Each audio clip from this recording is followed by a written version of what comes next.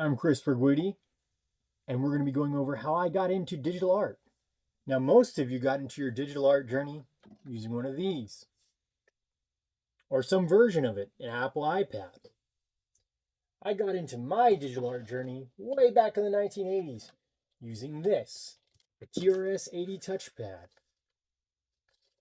Most kids in the 80s were playing with Lego blocks, but because my grandmother worked on top secret projects for Fairchild, literally the company that invented the microchip, I had a front row seat to the future, and I was able to use this Tandy touchpad years and years before to make art. Anyone was doing so with any touchpad. There was people doing it, but very few. Very few people started out this way, and I'm one of them. I'm very proud of it because I was part of a Silicon Valley pioneer family in the computer industry. My grandmother worked for Fairchild for many years, and this was a big step in my art career because this was the thing I used to make one of the first paid projects I ever did. My grandfather paid me $20 to make a Midfield Auto sign for the South Division of Midfield Auto in the Gilroy, just so you don't confuse it with the Mountain View version. Because they say his timeline doesn't make sense. It closed in the 80s when my grandfather was still running Midfield Auto just out of Gilroy till 2009. And this is what I made for him. It is a little birthday card, and there's the year 1991. So I'd already been doing digital art for some time when I put this out, and I get sentimental about these things because they're so attached to my grandparents. So if I'm a little bit jagged in my way of speaking or seem a little out of it, I am pretty overwhelmed with emotion. And this was a very important thing that my grandmother got me, and it got me into art, and it got me into comic books, and it got me into being a part of the digital world 20 years ahead of everyone else. We were using BBS. It wasn't even the internet yet, really, or World Wide Web. I don't know what the differentiation is, but the AOL wasn't even around. We had a Tandy with a modem in it in the late 80s, early 90s. I've been using this since 1986. I'm actually thinking about trying to find a way to make it work on a modern computer. I think an adapter and like the right program. This got damaged, the touchpad part, but I think I can fix it and use a modern stylus. But I don't know about making it work on a Tandy. Could you update a Tandy to modern, you know, specs? Could you do that? I'd really want to know. And another thing I had before everybody else was that I used Photoshop before everyone. I want to be literally before everyone, but before most people, I was using Photoshop. It didn't even have layers yet. And we had that, but I don't think that was on the Tandy. It might have been on a later version. But I think we had an Apple One at one point. But this is how I really got into to making digital art, and this is really one of the first pieces of digital art that I made. Well, one of the first like 100, but it's one of the ones that are left. Or hopefully, while we're digging through things, I find the other ones because I have a bunch in my file cabinets in the living room where I put all my artwork years ago, but I haven't gone through it. So inside it says, "Happy birthday to Grandpa. I hope you have many more. I love you, Christopher." That's me, Christopher. And there's a giant P for Perguidi, and there's a dragon. And I thought the lion on the front door was a dragon for a long time, but it's actually a lion rampant. It's like this. I thought it was some kind of dragon, maybe. So I put this dragon on here and little feet walking around it. That's a thing I would do a lot. I like that asset.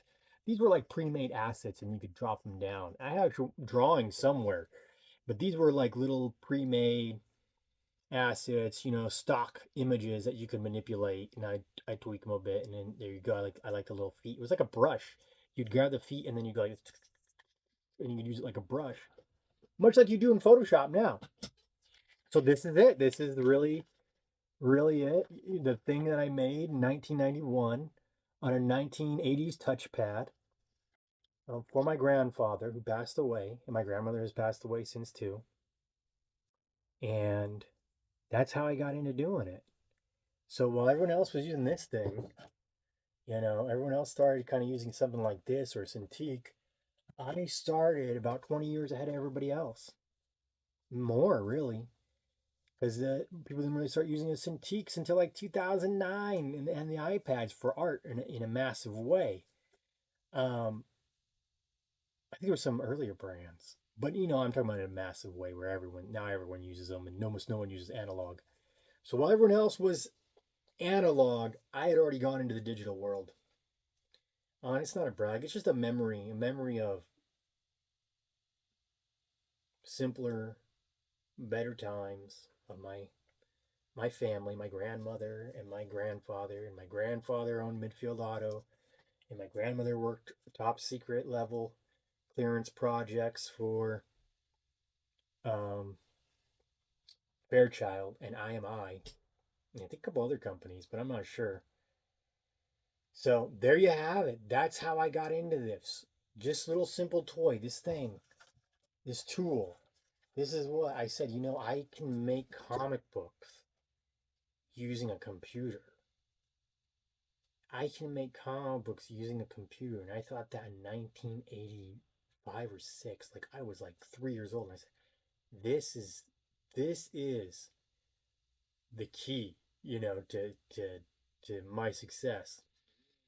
I could have been more successful. I actually don't use much digital artwork. I mostly work analog. I mostly don't do art anymore. I'm a project manager and I write. But this is really what started it. And I really appreciate that my grandmother and my grandfather gave me this leg up in life. And that I was lucky to be part of a pioneer family in the Silicon Valley. My grandmother was one of the first, women in computers. My mother was the youngest to enter the computer workforce, I think at 14, and then she got a little older. Another girl entered a little bit younger than her with a work. Did you get work permits back then? But you'd have to ask her about all that stuff. Yeah, I wasn't around yet, but I was really lucky to be part of this world, part of this family, and part of this life, and I appreciate everyone who's followed me on this journey for 40 years of, almost 40 years of me being a rascal artist guy. And so I want you all to know I appreciate it.